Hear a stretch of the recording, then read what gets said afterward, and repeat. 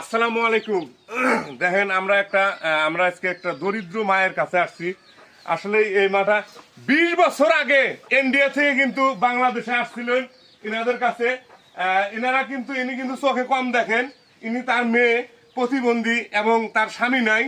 খুব কষ্ট করে দেখেন, এই যে দেখেন ইন্ডিয়া থেকে আসছেন, তারপরেও কত কষ্ট করে, উনি মুসলমান না হিন্দু তার কোনো ঠিক নাই, কিন্তু উনি যে আসছেন, এই যে টাকা দিচ্ছেন, এই যে উনি খাচ্ছেন, এইখানে থাকছেন, এখন আর চোখে দেখেন না, এখন অন্ধ, একবারে অন্ধ। উনি অন্ধ, ওনাদের জন্য কিছু কাপড় চোপড় ঈদ সামগ্রী।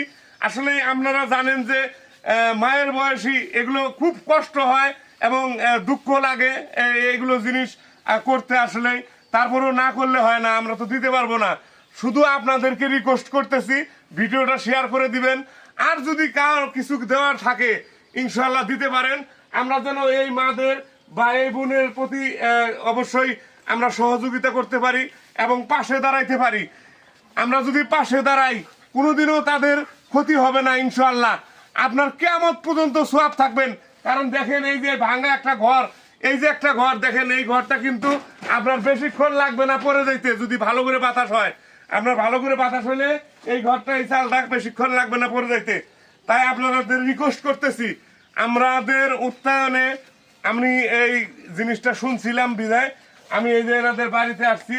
এই যে দেখেন, ইনি একটু ক্যামেরাম্যান এদিকে আসেন, ইন্ডিয়া থেকে আসছেন।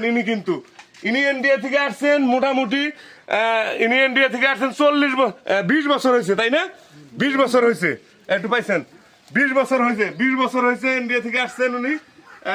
ইনশাল্লাহ কিছুদিন মনে হয় বেড়ায় খাইছে, তারপরে এখন আর বেড়াইতে পারে না, এখন খুব কষ্টে দুঃখে সে খাচ্ছেন, এলাকার লোক খাওয়াচ্ছেন।